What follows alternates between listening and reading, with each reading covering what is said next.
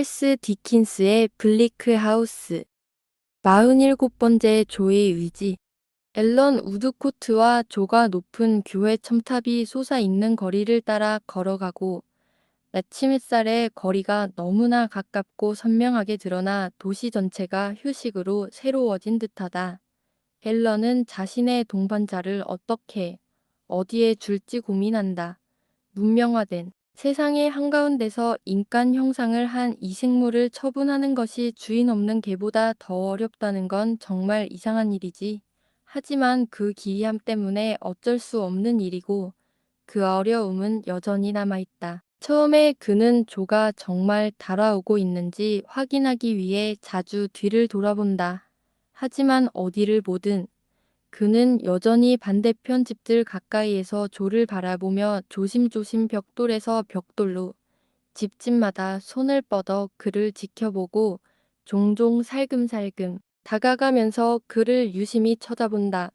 곧 앨런은 조를 속이고 싶지 않다는 생각이 들었고 덜 분분한 마음으로 어떻게 해야 할지 생각하며 말을 이어간다. 길모퉁리에 있는 아침 식사 가판대가 가장 먼저 해야 할 일을 제안합니다.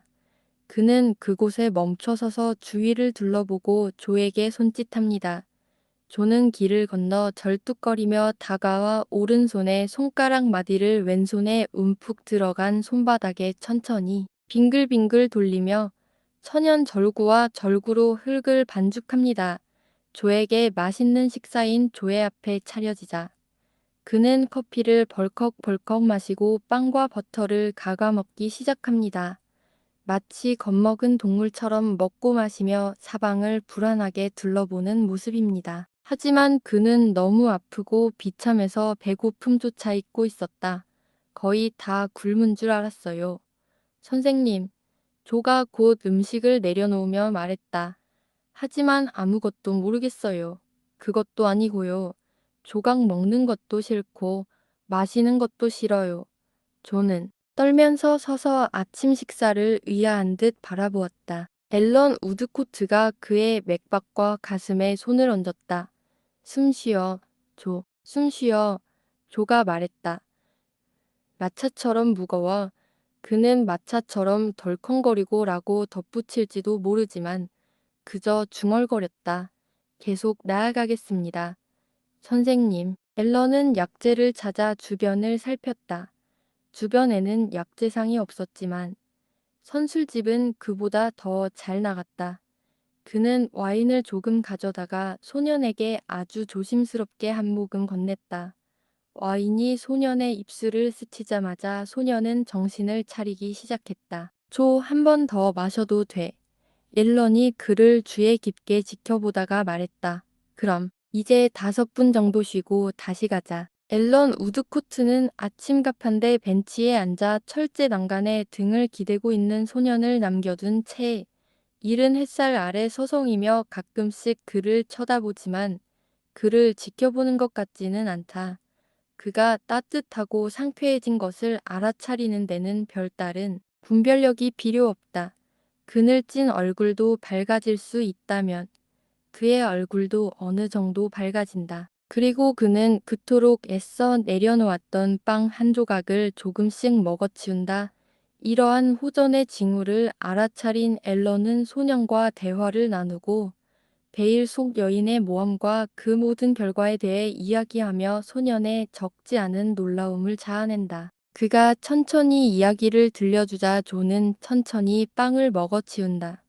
그가 이야기와 빵을 다 마치자 그들은 다시 이야기를 이어간다. 앨런은 소년을 위한 임시 거처를 찾는데 어려움을 겪고 있는 자신의 오랜 환자이자 열성적인 어린 플라이트 양에게 그 이유를 묻고자 자신과 조가 처음 만났던 궁정으로 길을 안내합니다.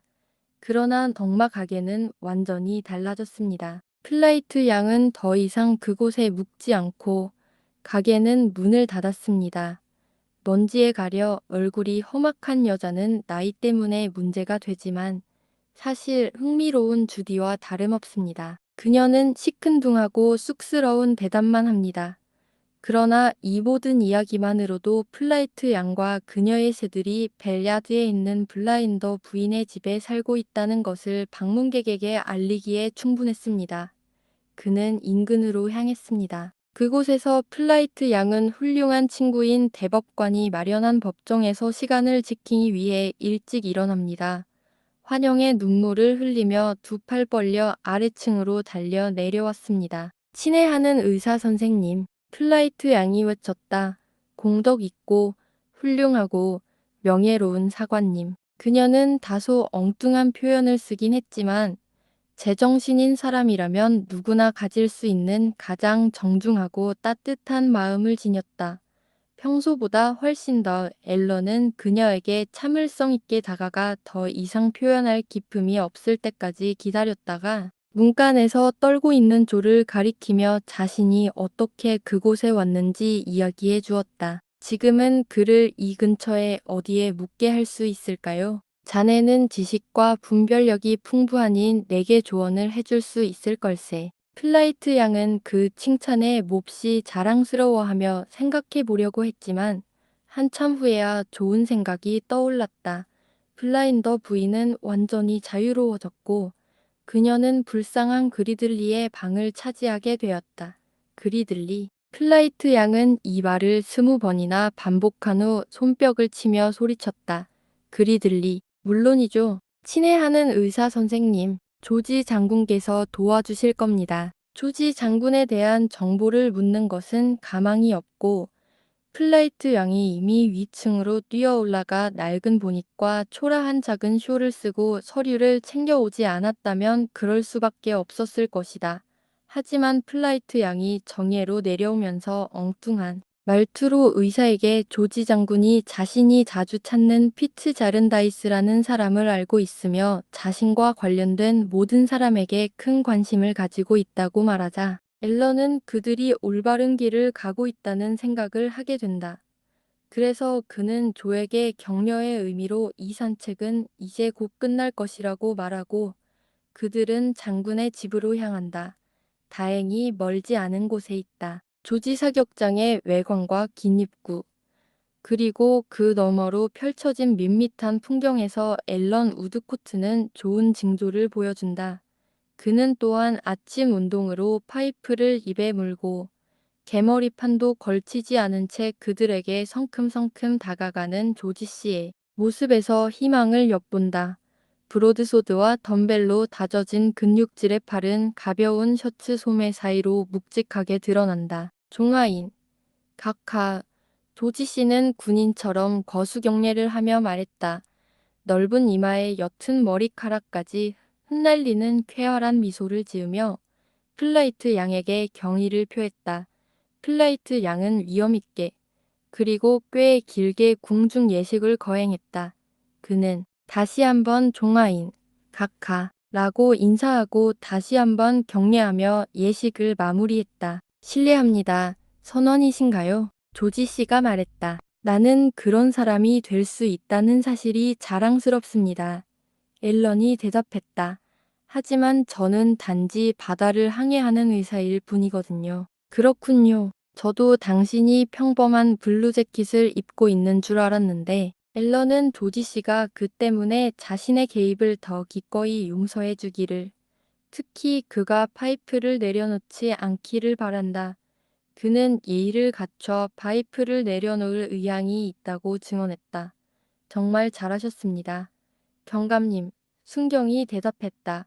플라이트, 양에게는 불쾌하지 않을 거라는 걸 제 경험상 알고 있고 경감님께도 마찬가지로 마음에 드실 텐데. 그리고는 다시 입술 사이에 말을 넣어 말을 끝맺었다. 앨런은 조에 대해 아는 모든 것을 이야기했고 순경은 진지한 표정으로 경청했다. 그 젊은이가 맞나요? 그는 입구를 따라 조가 서서 하얗게 칠해진 문 앞에 있는 커다란 글자들을 올려다보고 있는 모습을 바라보며 물었다. 조의 눈에는 그 글자들이 아무런 의미도 없어 보였다. 그 사람 맞아요. 앨런이 말했다. 그리고 조지 씨, 저는 그 사람 때문에 곤란한 처지에 처해 있습니다. 당장 입원시킬 수 있다 해도 병원에 입원시키고 싶지 않습니다. 병원에 도착하더라도 오래 머물지 않을 것 같기 때문입니다. 구빈원에도 같은 반대가 적용됩니다. 제가 그를 구빈원에 보내려고 온갖 수고와 회피를 당하고 온갖 지체 없이 그곳으로 옮겨 다닐 인내심이 있다면 말입니다. 저는 그런 시스템을 그다지 좋아하지 않습니다. 아무도 그렇지 않습니다.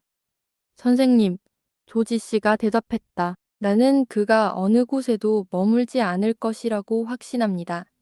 그는 길을 비우라고 명령한 사람에 대한 엄청난 공포에 사로잡혀 있기 때문입니다. 그는 무지하기 때문에 이 사람이 어디에나 있고 모든 것을 알고 있다고 믿습니다. 죄송합니다. 선생님, 조지 씨가 말했다. 그런데 그 정당의 이름은 언급하지 않으셨네요. 비밀인가요? 선생님, 그 소년이 성공했어. 그런데 그의 이름은 버킷이야. 형사를 버리시겠어요? 선생님, 같은 남자예요. 저 남자는 제가 아는 사람입니다. 선생님, 경찰관이 담배 연기를 뿜고 가슴을 펴며 말했다. 그리고 그의 말이 정말 맞아요. 그는 의심할 여지 없이 엄주 고객입니다. 조지 씨는 이 말을 마치고 깊은 뜻으로 담배를 피우며 플라이트 양을 말없이 바라보았다. 자, 저는 적어도 자엔다이스 씨와 서머슨 양에게 그토록 기이한 이야기를 하는 조가 다시 나타났다는 사실을 알려드리고 원하신다면 그와 이야기를 나눌 수 있는 권한을 주시기를 바랍니다. 그래서 저는 지금 당장 그를 괜찮은 사람들이 묵고 있는 허름한 숙소에 모시고 싶습니다. 그곳에 묵을 수 있을 겁니다. 괜찮은 사람들과 도지 씨, 앨런이 입구를 따라 순찰대의 시선을 따라가며 말했다. 보시다시피 조는 잘 알려지지 않았습니다. 그래서 어려운 일입니다. 혹시 이 동네에서 제가 미리 돈을 지불하면 그를 잠시 맞아줄 사람을 아십니까? 질문을 던지던 중 그는 기병의 팔꿈치 옆에 서 있는 지저분한 얼굴의 작은 남자를 알아차렸습니다. 그는 기병의 얼굴을 이상하게 뒤틀린 모습과 표정으로 올려다보고 있었습니다. 파이프 담배를 몇 번 더 피운 후 기병은 작은 남자를 의아한 듯 내려다보았고 작은 남자는 기병에게 윙크를 했습니다. 선생님, 조지 씨가 말했다. 서머슨 양께서 허락하신다면 언제든 기꺼이 머리를 얻어맞을 각오가 되어 있습니다. 그래서 그 젊은 아가씨께 아무리 작은 일이라도 기꺼이 도와드릴 수 있는 특권을 누리고 있습니다. 저와 필은 당연히 이곳이 떠돌이 생활을 하는 곳입니다. 선생님, 이곳이 어떤 곳인지 아시겠죠? 선생님의 뜻에 맞으시다면 그 애를 위해 조용한 구석에 자리를 마련해 주시면 됩니다. 배급 외에는 아무런 비용도 받지 않습니다. 현재 이곳의 상황은 그리 호전적이지 않습니다. 언제든 목이 부러져 쓰러질 수도 있습니다. 하지만 선생님, 이곳이 그런 곳이고 이 곳이 지속되는 한 선생님의 편의를 위해 최선을 다하겠습니다. 조지 씨는 파이프를 휘두르며 건물 전체를 방문객에게 보여줍니다. 선생님, 저는 당연하게 생각합니다. 그는 덧붙였다. 선생님이 의료진 중 한 분이시니 이 불행한 환자와 관련해 현재 감염 사례가 없다는 것을요. 앨런은 그것을 확신합니다. 조지 씨는 슬프게 고개를 저으며 이제 더 이상 그런 일은 없을 겁니다. 라고 말했다. 그의 어조는 새로 만난 사람에게서도 마찬가지로 슬픔에 잠긴 듯했다. 그래도 꼭 말씀드리고 싶은 건 앨런이 이전의 확신을 되풀이하며 말했다. 그 아이는 비참할 정도로 비참하고 쇠약해졌고 어쩌면 물론 그렇다고는 할 수 없지만 너무 심하게 쇠약해져서 회복할 수 없을지도 모른다는 겁니다. 그가 현재 위험에 처해 있다고 생각하십니까? 선생님, 경찰관이 물었다. 그렇습니다. 그렇다면 선생님, 경찰관이 단호한 어조로 대답했다. 제가 본래 방랑자라서 그놈이 빨리 거리에서 나올수록 좋을 것 같습니다. 필 자네가 그놈을 데려오게 스커드 씨는 명령을 집행하기 위해 한쪽으로만 꼼짝 않고 서 있고 기병은 파이프를 피우고는 그대로 버려둔다. 조가 들어온다. 그는 파디글 부인의 토카후프 인디언도 아니고 젤리비 부인의 어린 양들도 아니다. 보리오 블라가와는 아무런 관련이 없기 때문이다. 그는 거리감과 낯선 환경에도 마음이 약해지지 않는다. 진정한 외국 야만인도 아니다. 그는 평범한 집에서 만든 물건일 뿐이다. 더럽고 추하며 모든 감각에 불쾌감을 주는 그는 몸은 평범한 거리의 평범한 생물이지만 영혼만은 이교도다. 추악한 우물이 그를 더럽히고 추악한 기생충이 그를 잡아먹으며 추악한 상처가 그의 몸에 있고 추악한 누더기가 그의 몸에 있다. 도청민의 무지. 영국 토양과 기후의 영향으로 그의 불멸의 본성은 죽어가는 짐승보다 더 낮은 수준으로 추락한다. 조. 타협 없는 색깔로 당당히 서라. 발바닥부터 머리끝까지. 내겐 흥미로운 게 하나도 없구나. 그는 조지 씨의 갤러리로 천천히 발을 질질 끌며 들어와 옹송그리고 바닥을 훑어보았다. 그는 그들이 자신을 피하려는 경향이 있다는 것을 아는 듯했다. 그의 존재 이유도 있고 그가 초래한 일 때문이기도 했다. 그 또한 그들에게서 피하려 했다. 그는 사물의 질서와 창조의 위치가 같지 않았다. 그는 짐승의 질서도 인간의 질서도 아니었다. 조, 여기 봐. 앨런이 말했다. 이쪽은 조지 씨야. 조는 잠시 동안 바닥을 살펴보다가 잠시 위를 쳐다보고 다시 아래를 내려다본다. 그는 당신에게 친절한 친구예요. 그가 당신에게 여기서 숙박할 방을 제공할 테니까요. 조는 활처럼 보이는 한 손으로 숟가락을 떠낸다. 조금 더 생각한 후 발을 뒤로 젖히고 바꿔 앉은 후 그는 정말 고맙다고 중얼거린다. 여기는 아주 안전해. 지금 내가 해야 할 일은 순종하고 강해지는 것뿐이야. 그리고 여기서는 무슨 일이 있어도 진실만 말해. 조. 그렇지 않으면 위험해이디. 선생님. 조가 평소처럼 말했다. 전 아무 생각 없이 행동한 적이 없어요. 하지만 아시다시피 제게 공경에 처하지 않으려고 노력했죠. 다른 공경에 처한 적은 전혀 없었어요. 아무것도 모르고 굶주린 것 말고는요. 그럴 것 같군요. 이제 조지 씨를 모시겠습니다. 그분이 당신에게 말씀하실 것 같습니다. 제 의도는 단지 필 씨에게 누워서 푹 잘 수 있는 곳을 알려드리려는 것이었습니다. 조지 씨가 놀라울 정도로 넓고 꼿꼿한 자세로 말했다. 자, 여기 좀 보세요. 기병은 말하며 그들을 갤러리 반대편으로 안내하고 작은 오두막 하나를 열었다. 자, 여기 있습니다. 여기 매트리스가 있습니다. 여기서 편히 쉬세요. 이의를 갖추는 한 미스터. 죄송합니다만. 그는 앨런이 준 카드를 사과하듯 언급했다. 우드코트 씨. 부디 총소리가 들리더라도 놀라지 마십시오. 총소리는 당신이 아니라 표적을 향할 것입니다. 잘. 제가 추천할 게 또 있습니다. 필 씨. 기병은 방문객에게 돌아서며 말했다. 필, 이리 와. 필은 평소처럼 그들에게 달려들었다. 여기 아기였을 때 도랑에서 발견된 남자가 있습니다. 선생님, 그러니 그가 이 불쌍한 아이에게 당연히 관심을 가질 거라고 예상할 수 있죠. 그렇지 않나요? 필, 물론이죠. 확실히요. 주인님, 필이 대답했다. 이제 생각해보니, 선생님, 조지 씨는 마치 군사회의에서 북을 치며 의견을 밝히듯 자신감 넘치는 목소리로 말했다. 만약 이 사람이 그를 목욕시키고 그에게 몇 실링을 내어 조잡한 물건 한두 개를 사준다면 사려 깊은 친구 조지 씨, 앨런이 지갑을 꺼내며 말했다.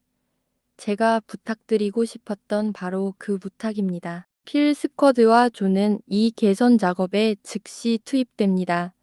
플라이트 양은 자신의 성공에 도취되어 궁정으로 향합니다. 그렇지 않으면 친구인 법무장관이 자신을 불안하게 생각하거나 자신이 없는 동안 오랫동안 기대했던 판결을 내릴까봐 두려워하며 친애하는 의사이자 장군님, 아시다시피 오랜 세월이 흐른 지금 너무나 불운한 일입니다. 라고 말합니다. 앨런은 약을 구하러 나갈 기회를 잡아 가까이에서 약을 구한 후 곧 돌아와 병사가 갤러리를 오르내리는 것을 보고 발걸음을 맞춰 함께 걷습니다. 선생님, 조지 씨가 말했다. 선생님은 서머슨 양을 꽤 잘 아시는 것 같군요. 네, 그런 것 같습니다. 그녀와 관련이 없나요? 선생님, 아니, 그런 것 같습니다. 호기심이 많아 보이니 양해해 주십시오. 조지 씨가 말했다. 서머슨 양이 그 불쌍한 녀석에게 그런 불운한 관심을 가졌으니 당신도 그 불쌍한 녀석에게 일반적인 관심 이상의 관심을 가질 것 같았습니다. 제 경우입니다. 장담합니다. 호기심이 많아 보이니 양해해 주십시오. 조지 씨가 말했다.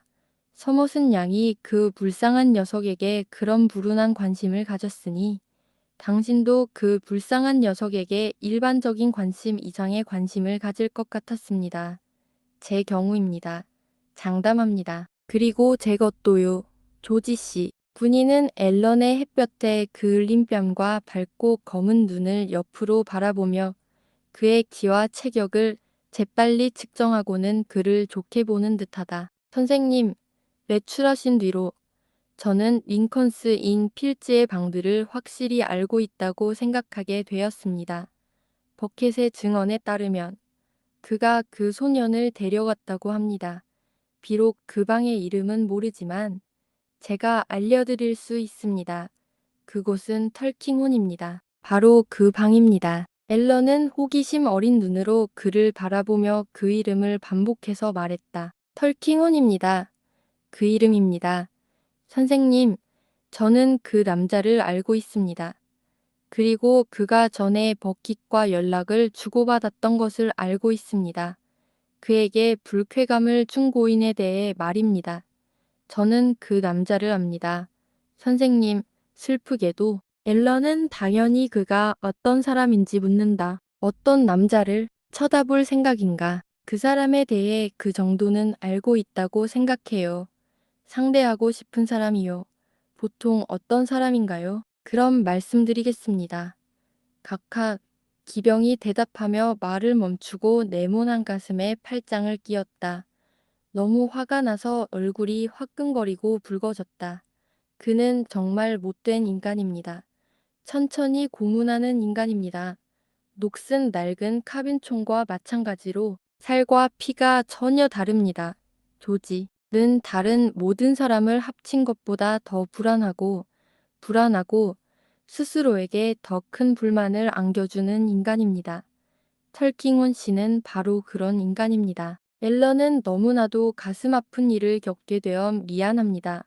라고 말했다. 아파요. 군인은 다리를 더 벌리고 넓은 오른손바닥을 적셔 상상 속 콧수염에 얹었다. 당신 잘못은 아닙니다. 선생님, 하지만 판단은 당신이 하세요. 그는 저에게 권력을 행사하고 있습니다. 방금 제가 말했던 저를 이곳에서 목과 허리까지 꺾어 떨어뜨릴 수 있는 그 사람입니다. 그는 저를 끊임없이 흔들거리게 합니다. 그는 멈추지도 않고 오지도 않습니다. 제가 그에게 돈을 지불해야 하거나 시간을 요청해야 하거나 그에게 뭔가 할 말이 있어도 그는 저를 보지도 않고 듣지도 않습니다. 저를 클리포드 여관의 멜기세덱에게 넘겨주고 클리포드 여관의 멜기세덱은 저를 다시 그에게 넘겨줍니다. 그는 마치 제가 자기와 같은 돌로 만들어진 것처럼 저를 계속 어슬렁거리고 매달리게 합니다. 사실 저는 이제 제 인생의 절반을 그의 문간에서 어슬렁거리고 피하며 보냅니다. 그가 뭘 신경 쓰겠습니까? 아무것도요. 제가 그를 비교했던 녹슨 낡은 카빈총만큼이나요. 그는 저를 괴롭히고 자극해서 말도 안 돼요. 제 자신을 잊고 있습니다. 우드코트 씨. 기병이 행진을 재개했다. 제가 말씀드리고 싶은 건 그분은 늙은이시라는 겁니다. 하지만 저는 말에 박차를 가하고 넓은 들판에서 그분을 겨냥할 기회가 결코 없을 테니 다행입니다.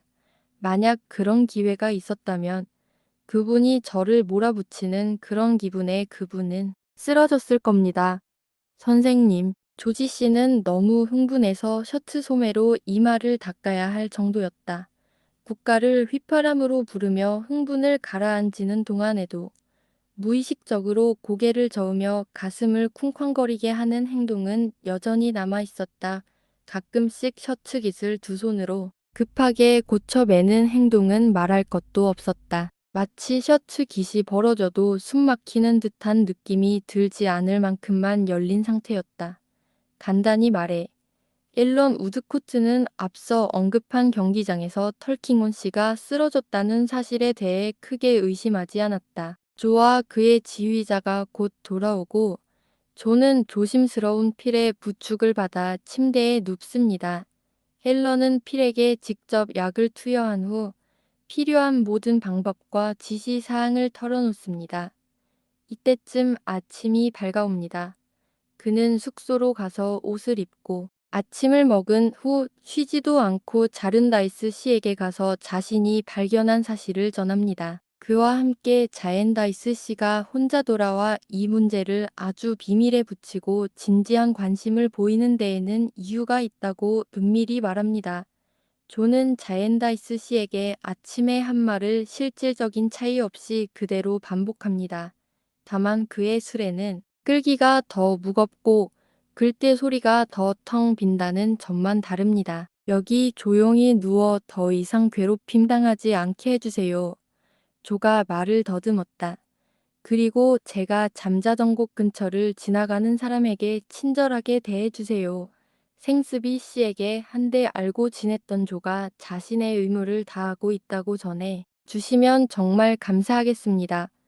불행이 닥칠 수 있는 방법이 있다면 지금보다 더 감사할 겁니다. 앨런은 하루 이틀 동안 법률 서점 주인에 대한 이런 언급을 너무 많이 해서 자르다이스 씨와 상의한 후 마차가 고장난 듯 해지자 쿡 법원에 들르기로 마음먹는다. 그래서 그는 쿡의 법정으로 향했다.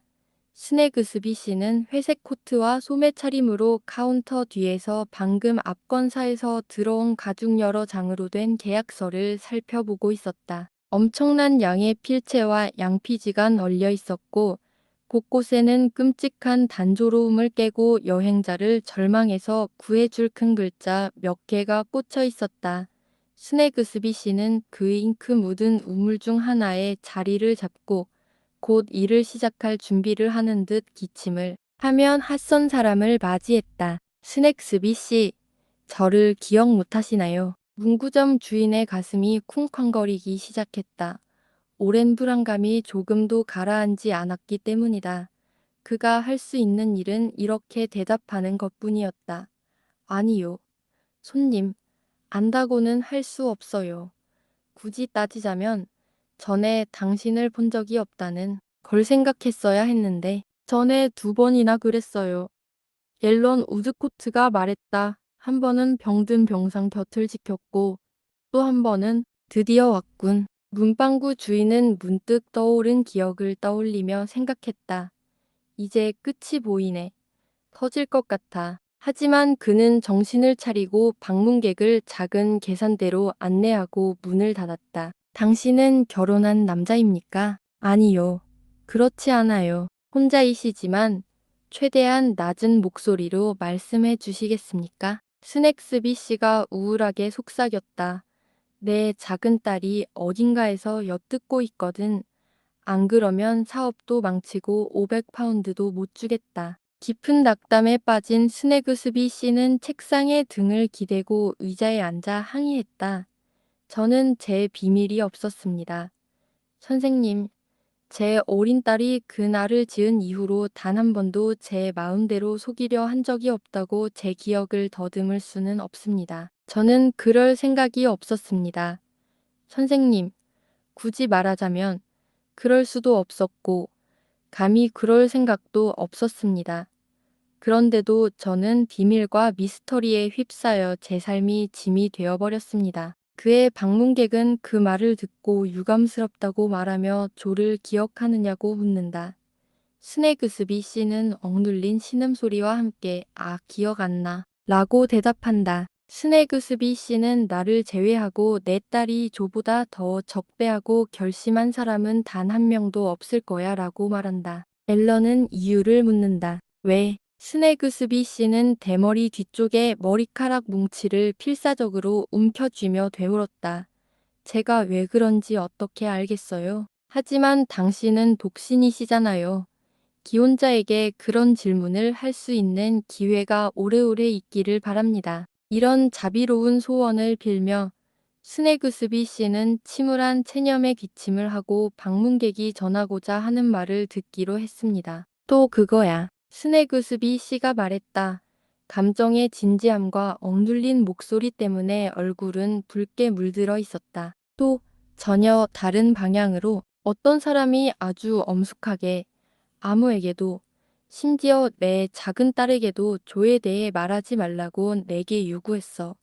그러자 또 다른 어떤 사람이 자네라는 사람이 나타나 똑같이 엄숙하게 다른 모든 사람에게 조에 대해 언급하지 말라고 내게 요구했지. 여기는 사립정신병원이잖아. 굳이 말하자면 여기는 베들럼이야, 선생님. 스네그스비 씨가 말했다. 하지만 결국 예상보다 상황이 나아졌습니다.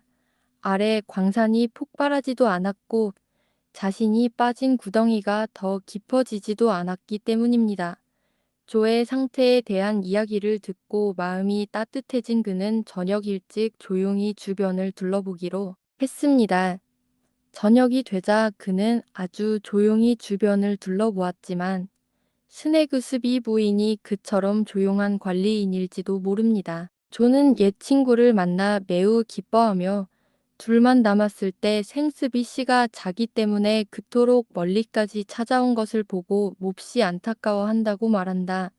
눈앞에 펼쳐진 광경에 감동한 스네그스비 씨는 곧바로 온갖 상처에 바르는 마법의 연고 반 크라운을 테이블 위에 올려놓는다. 불쌍한 젊은이, 어떻게 지내시죠? 문구점 주인이 동정의 기침을 하며 물었다. 운이 좋네요.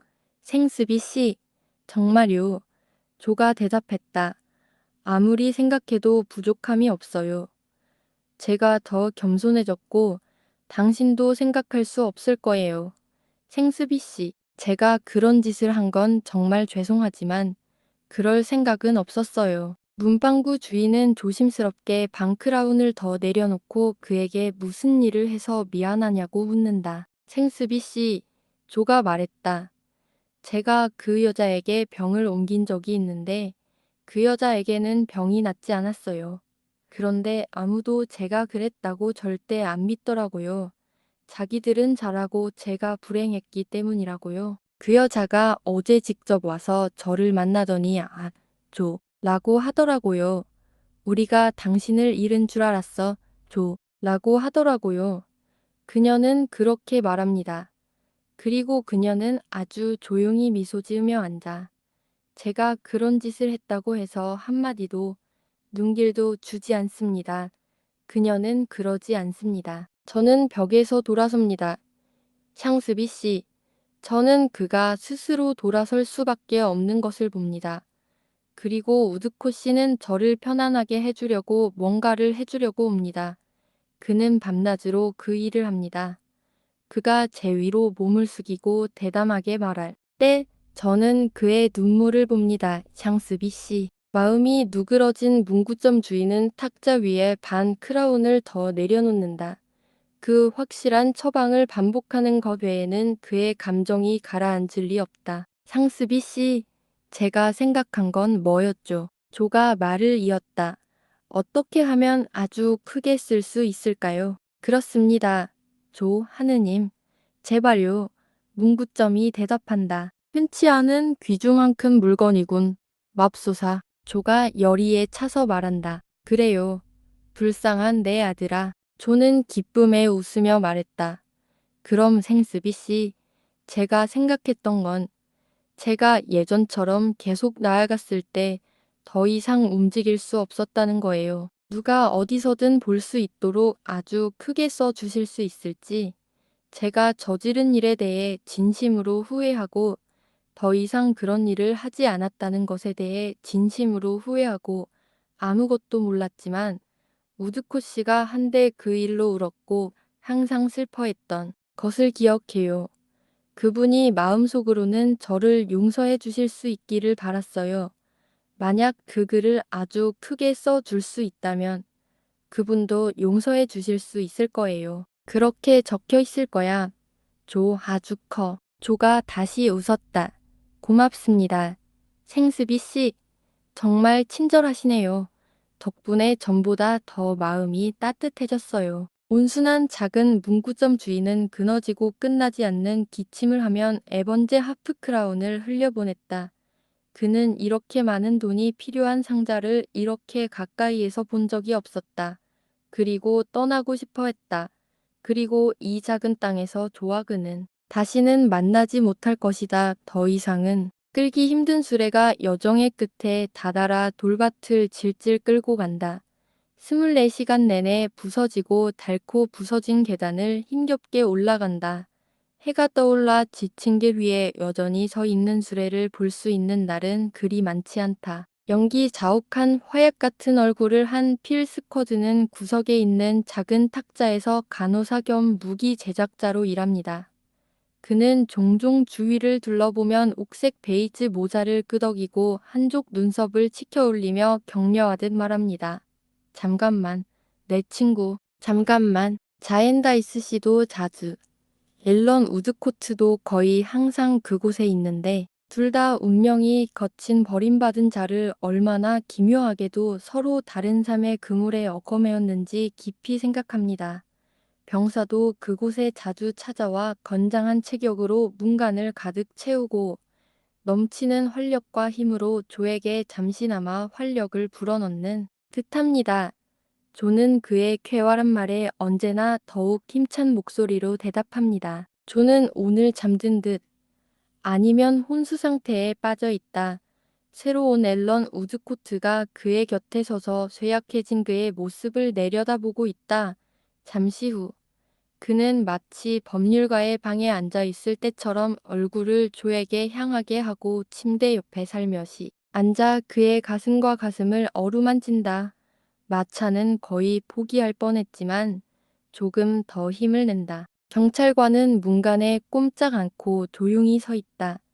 필은 작은 망치를 손에 든 채 낮게 쨍그랑거리는 소리를 내며 멈춰섰다. 우드코트 씨는 진지한 전문가다운 관심과 주의 깊은 표정으로 주위를 둘러보고 경찰관을 유심히 바라보며 필에게 탁자를 들고 나가라고 손짓한다. 다음에 그 작은 망치를 사용하면 녹이 슬어 있을 것이다. 조, 왜 그래? 무서워하지 마. 저는 깜짝 놀라 주위를 둘러보던 조가 말했다. 저는 톰의 악몽 속에 있는 줄 알았어요. 우드코 씨, 당신 말고는 아무도 없는 거 아니에요. 아무도. 그리고 저는 톰 우럴론에 다시 가본 적이 없습니다. 그렇죠. 선생님. 아니요. 조는 눈을 감고 중얼거렸다. 정말 감사해요. 앨런은 잠시 그를 유심히 지켜본 후 입을 귀 바로 가까이 대고 낮고 노릇한 목소리로 말했다. 조, 기도하는 거 알아본 적 있어. 아무것도 몰랐어요. 선생님, 짧은 기도 한 번도 못 드렸나요? 아니요. 선생님, 전혀요. 체드 반즈 씨는 생스비 씨 집에서 기도를 하셨는데 제가 들었는데 제게 하는 게 아니라 혼잣말하는 것 같았어요. 기도를 많이 하셨는데 저는 그 기도의 의미를 알아들을 수 없었어요. 톰 혼자 기도하러 온 다른 신사분들도 있었지만 대부분 다른 신사분들이 기도를 잘못하신 것 같았고 대부분 자기 자신에게 하는 말이거나 남 탓으로 돌리는 것 같았고 저희에게 하는 말이 아니었어요. 저희는 그 사실을 전혀 몰랐어요. 저도 그게 무슨 일인지 전혀 몰랐어요. 그가 이렇게 말하는 데는 오랜 시간이 걸렸고 경험 많고 주의 깊게 듣는 사람 외에는 그의 말을 듣거나 듣고 이해할 수 있는 사람은 거의 없었다. 잠시 잠이 들거나 혼미한 상태가 된 후 그는 갑자기 침대에서 일어나려고 했었다. 기다려, 조. 이제 뭐야? 이제 제가 그 열매 맺는 곳으로 가야 할 시간입니다. 선생님, 그는 흥분한 표정으로 대답했다. 누워서 말해 봐. 무슨 묘지지? 조. 그들이 글을 묻은 곳은 정말 제게 너무 좋았습니다. 정말 제게 너무 좋았습니다. 이제 제가 그 베리밭으로 내려가서 그와 함께 묻히게 해달라고 해야 할 때입니다. 선생님, 저는 그곳에 가서 베리를 먹고 싶습니다. 그는 저에게 오늘은 나도 너만큼 가난해. 조. 라고 말하곤 했습니다. 저는 이제 저도 그처럼 가난해져서 그와 함께 묻히기 위해 왔다고 말씀드리고 싶습니다. 조금 지나면 괜찮아질 거야. 조. 조금 지나면 괜찮아질 거야. 아, 제가 직접 가겠다고 하면 아마 안 하실 거예요. 하지만 저를 데려가서 그와 함께 눕게 해주시겠다고 약속해 주시겠어요. 선생님, 물론 그럴 것입니다. 감사합니다. 선생님, 감사합니다. 선생님, 문 열쇠를 가져와야 저를 들여보낼 수 있을 겁니다. 문이 완전히 잠겨 있거든요. 그리고 저기 계단이 있는데 제가 빗자루로 청소하곤 했던 곳입니다. 너무 어두워졌습니다. 선생님, 혹시 불빛이 들어오나요? 빨리 오고 있어, 조. 빨리. 술에는 온통 산산조각이 났고 험난한 길은 거의 끝나가고 있다. 조, 내 불쌍한 친구. 어둠 속에서도 말씀하시는 것이 들립니다. 하지만 저는 손을 잡고 있습니다. 손을 잡고 싶습니다. 조, 내가 말하는 걸 너도 할 수 있어. 선생님 말씀대로라면 뭐든지 말씀드리겠습니다. 그게 좋은 말씀이라는 걸 알고 있으니까요. 우리 아버지, 아버지, 네, 정말 좋습니다. 하늘에 계신다. 하늘에 있는 예술이요. 빛이 오고 있나요? 선생님, 곧 눈앞에 있습니다. 당신의 이름이 거룩히 여김을 받으시옵소서. 거룩하시다 당신은 어둠과 어둠의 길에 빛이 나타났다. 죽음이여 돌아가셨습니다. 폐하 돌아가셨습니다. 각하와 신사 여러분, 모든 계층의 의로운 성직자도 그릇된 성직자도 모두 돌아가셨습니다. 하늘의 자비를 가슴에 품고 태어난 남녀 모두 돌아가셨습니다. 그리고 매일 우리 주변에서 이렇게 죽어가고 있습니다. 다음 영상에서 48번째 이야기가 이어집니다.